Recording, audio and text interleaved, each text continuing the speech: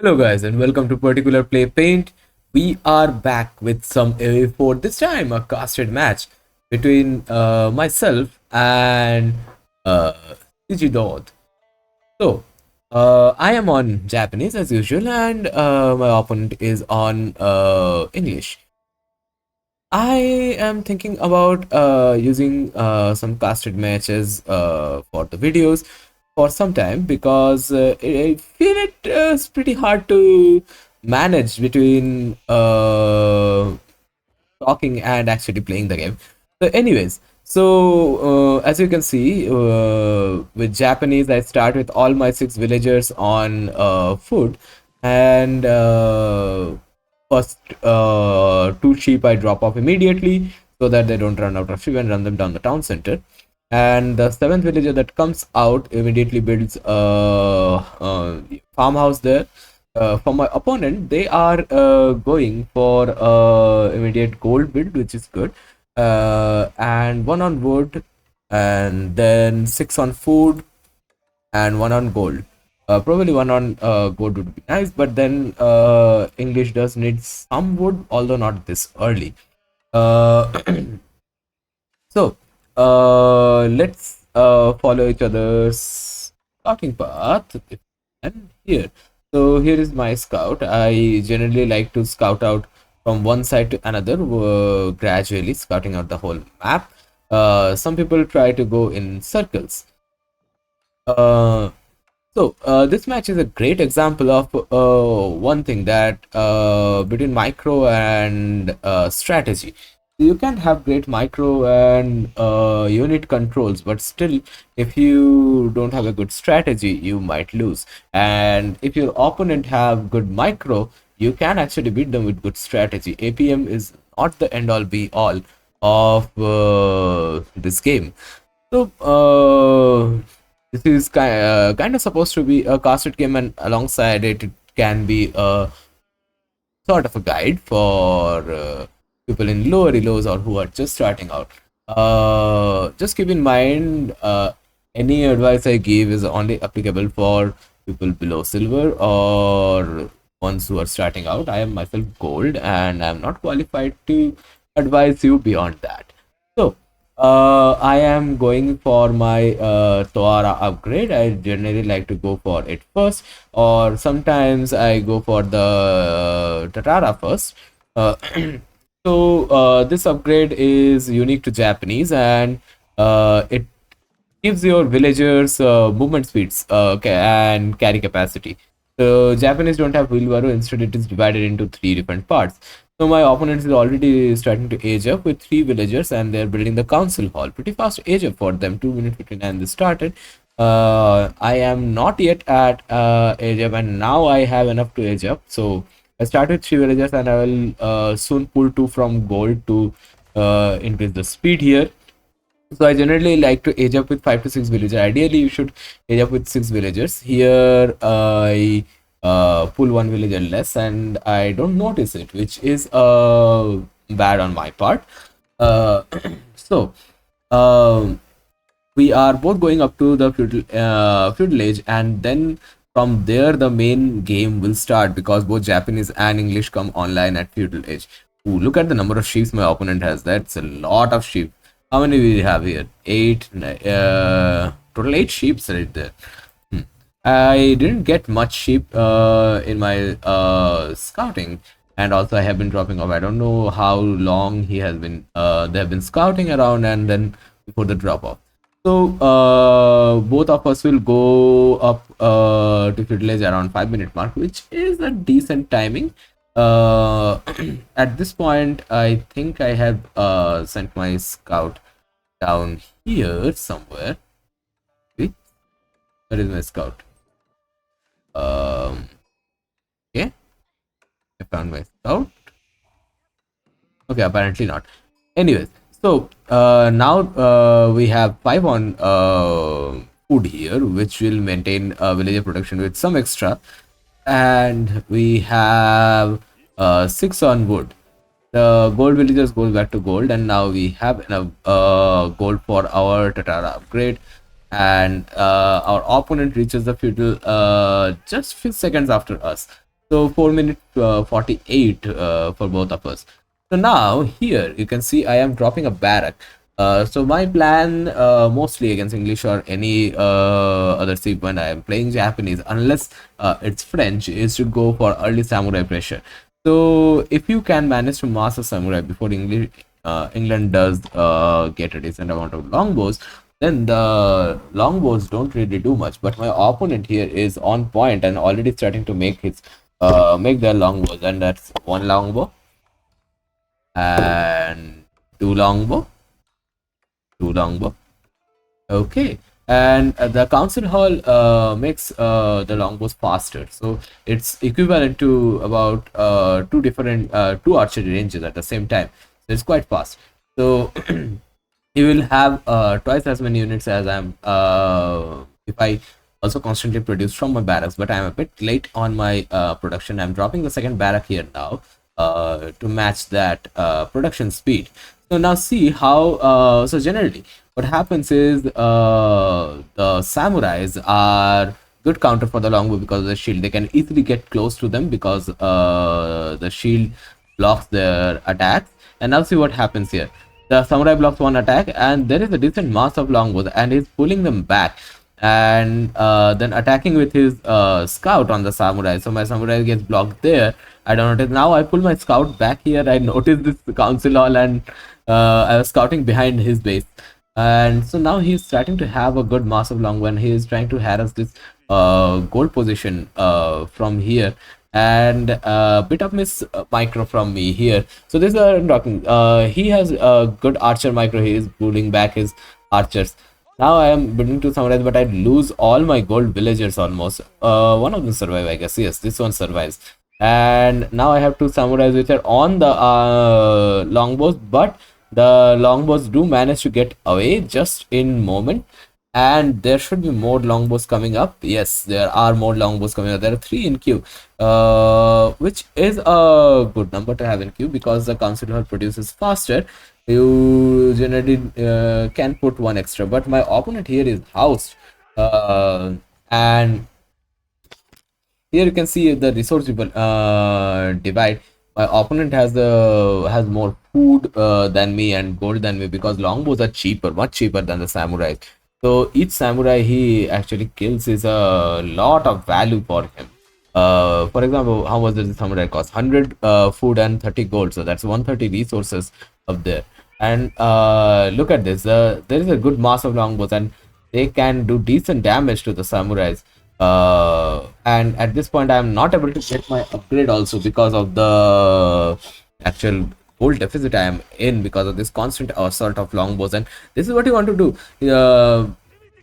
Generally, samurais have good ranged armor. They have 3 ranged armor and 3 melee armor, while the longbows do 6 damage. So they're doing half the damage, but the sheer number and constant pressure is good enough so that I can't build up a mass of samurais here. So here then I thought, okay, I'm not being allowed to build mass of samurais. I try to do that for some time. I drop another barrack, trying to still build a mass of samurais, finding a gap in his attacks, but his attacks are relentless here. He's constantly coming back and picking off my samurais one by one. And okay, back to the topic. How much the longbow cost? The longbow costs 40 food and 50 wood. That's like 90 resources. So 130 versus 90. So that's like 1.5 times more costly. So each samurai is equivalent to 1.5 longbows, but he has 12 here. So I need about 6 samurais at least, which I'm not being allowed to build up to at any moment. And he is kiting very efficiently. So I start kind of panicking here because the samurai is expensive.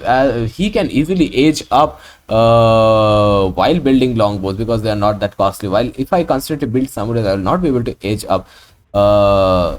So at some point after this, I try giving up on the samurai, and here you can see the Kura storehouse is producing wills for food, and I have like 9 villagers on food and still not able to keep on. I have much more food income, but my food expense is so high that I am not able to maintain the advantage on the level of food. Like he is still maintaining similar amount of food as me. And same with gold. I have a little bit higher gold, but then he has much more banked gold because of the not using the gold at all actually. Now here one thing, this is the strategy problem or a macro problem. Here, instead of relying just on the council hall, at this point he has enough wood and he is gathering a lot of wood. He should start dropping archery ranges. So you can drop one archery ranges and you have a good mass of longbows to counter the samurais. So see, here now I have 4 samurais and they are able to get closer. And he's going back, and as soon as my samurai's backs are turned, he's shooting. So, anyways, good micro. So, what you should do here is drop a archery range and then increase the production level of your longbows. Drop a blacksmith, get the ram upgrade, and that will help you break through the bases. So, here is his mistake. He constantly harasses my army. So the army is, yes, he is making me lose gold and food. But now see, I have 5 units here. So now there is a decent amount of samurais here. So although he has 21 archers, they can pick up only one samurai at a time. And while they shoot, the other samurais can go closer. If they shoot different targets, then that will not be effective enough because the samurais are armored. And at this point I start building my stables because he's kiting away, so I don't want that to happen. And some idle time here for the villagers that were gathering berries here, I guess. And now that see, there is this good mass of 10 samurais and 24 archers. Now see what happens here. As soon as I have a good mass of samurais, my samurais are able to get close, and I can just right click them on the archers, on the longbows without falling back, and they chase them to their base and deal some damage to the longbows. But see, here also good micro from my opponent. He manages to kite the samurais well enough back so that he loses two archers for, I guess, how many? 4 of my samurais, which is 2 or 4 archers, 4 of my samurais, which is equal trading with the longbows is not bad because samurais, as you remember, are much more expensive. But now that he is back there, see, I have dropped many barracks because, but this is the insurance. What I start doing is dropping horsemen now because I require the horsemen for the next wave of attack. The archers will be countered by the horsemen. They can't run away from them. Uh, but one mistake I do here is I don't have enough on food, and the horsemen cost food and wood. I require a lot more food to maintain a steady stream of the horsemen. The horseman costs 100 food, so my unit costs are not that different. Now I can bank gold because I'm not making samurais, but the food situation still remains the same. Uh, uh, so what do we have here? I have, I guess, 9 on wood. I generally keep 9 on wood because that makes a steady stream of wood and helps me build the production. And then I have a lot of villagers on food actually here. At this point I have 20 villagers on food, and even 20 villagers are not able to keep up. And I think I have both the upgrades for yeah, I have both the upgrades for the berry boost collection. My town center is going up to the Daimyo Manor. Here I click up for the Daimyo Manor from this gold collection, and that should increase some of the food production because it will boost these farms around the town center here. But anyways, back to the main action. Here he is just massing up his army. So here is one mistake here. So instead of, I have reason to mass up my army because I am at a disadvantage. I don't have enough numbers. My opponent has enough numbers to kill the horsemen, so he should constantly attack. As soon as he relents his attack, as soon as he stops his attack, see, I am starting to build a mass here. So I see if I am gathering my units here, he is constantly camping this region. So I shift my rally point to here around my barracks, and now I start build a Uma Bannerman, which will provide some buff to my horsemen. I think it gives me like plus the attack +4 attack. And I one thing I also do, I remove my villagers from this frontal gold and remove them to the next gold, because I know that he will attack here, and now that I am mastering here, he will attack and immediately kill all the villagers, which I don't want to lose. So see what he does. He immediately attacks there. He sees no units there, and okay, he sees this horseman, which will go and attack him, and the Uma Bannerman will do some damage to the longbowman. But I think even this one gets killed. Yeah, it gets killed. But he sees no unit here now, and now that he has 37 longbowmen, a good number of longbowmen, but you should always think of the next step. What do you want to do? My opponent here is not doing anything. He's just building longbowmen and harassing me. He does not even have siege technology at this point. He needs to have siege technology, because you can't break the base with longbowmen. Yes, you can damage the eco, you can kill the units, but breaking the base is not possible. So I start building a mass of the my horsemen over here, so that I can break through the longbowmen. Like, I don't require many. I require about half of the number of horsemen. So I already have like 7 horsemen and Uma Bannerman, and that's 8. And I'm producing pretty fast, because I have like 5 stables which are constantly producing. And now that the demo manor is up, I have quite good food production. My economy is completely in gear. Japan, once it gets this daimyo manor and berry technologies, and once you set up the farm, then you can't stop its food production. It has a lot of food and wood production constantly. So now I have this good number of like 13 horsemen. My opponent has 41. So even if I add a few more horsemen here, then that should be able to take this army pretty easily, and I can always back up, because I have the defender's advantage here, because my production buildings are closer. So I have completely stopped building samurai here, as you can see, and my opponent is not coming forward to attack me.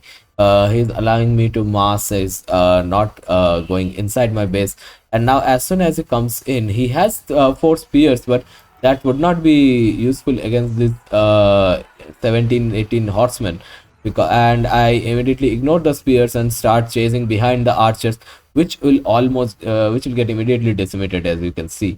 Although the woman is not dead, it's there. 13 horsemen, 12 horsemen.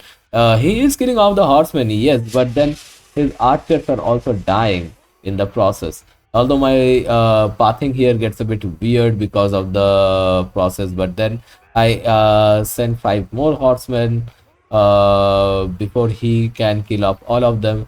But then that picks up all the low HP archers, and see the number of longwomen has dropped so much here. If I can select them, uh, it, can I select? I can only select the horseman. Okay, how do you switch vision? I think like this. So that's not switching. That's just okay.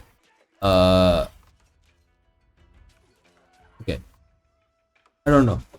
Anyways, there are like 5, 6 longbowmen left, and now that the longbowmen are gone, now I start building the samurais, because that is the next step. The horsemen can can attack the base, can kill the economy, but they will take long time to destroy the building. By the time the horsemen will be destroyed, what I need for building is siege. I can get siege 2 ways. One, infantry, which can build field siege units, and the other is through going to castle edge. So do I want to go to castle edge, because that will be a huge resource problem, and I already have no food. I will not have enough units. My any arm opponent will get enough time to attack me back, And now I am inside his eco trying to harass his base, although it does not go very well. My horsemen kind of go and gets picked up by spearmen, but at this point I am starting to build the samurai mass here. So if now that I have this, see, starting with like 11 samurais, uh, 7 here, 8, and I think 12 samurais here. Even if he starts building longbows, he will not be able to keep up. And here, see, he will be able to keep up if he had more archery ranges, which he does not. That is the thing. You need more production. You can't rely on a single production, and you need to macro well. So he starts to wall up, and he knows that the samurai is coming towards him, and he starts palisade walling. But these samurais inside, although I have forgotten about them, they starts attacking them, and I don't want any of that palisade wall. I just start breaking it, and at this point my economy is all set. I'm constantly producing villagers, and I think I am queuing up to this hunt, which is gathering me more food. So I have like 35 50 villagers on food at this point.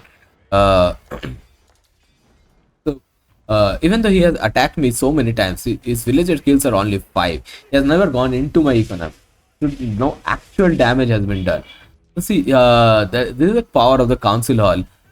Even within this time period, he has built up like 9 and here 12 archers, 12 longbowmen. By the time it took me to build up like 17 samurais from 5 barracks by constantly producing. And once we have a good mass of samurais, then the longbow will not be able to do anything. My opponent, for some reason, refuses to build any archery range. I think that is the thing. Many people players in low elos get very hyper fixated on using only the landmark because it's, I think, cheaper landmark. Yes, it is. I think the concert hall. No, it just produces 100% faster. But okay, you are producing 100% faster. You have more unit. What is wrong with even more unit? Uh, Sometimes you need to be greedy, and that is the reason. If with his micro and control of his unit, if he had more archers, I would never be able to keep up. If he had more archery ranges, if he had more barracks, I'd never be able to keep up with the assault. I'd never be able to build up a samurai number. I would have to build archery ranges to deal with the spears. I would have to build yeah, tables to build up my cavalry number, deal with the longbows, but then the longbows will be many more. Now we have rams and everything here, and our assault is ready. My opponents have almost stopped attacking me completely because I think he's building up his numbers, and I don't know whether I can't see the rally point or it does not have a rally point. Uh, that is interesting. Okay, I need to check on that one. First, let's see. This does not have a.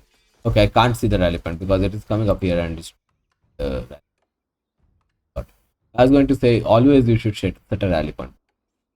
Anyways, so that is the strength of the Japanese. Once they have a good amount of infantry units, and once they have a good amount of army, then most of the things can't stop them in feudal. And Japanese is a faction who can stay in feudal. See, this is a 23-minute feudal fight, and I'm still at the stronger level.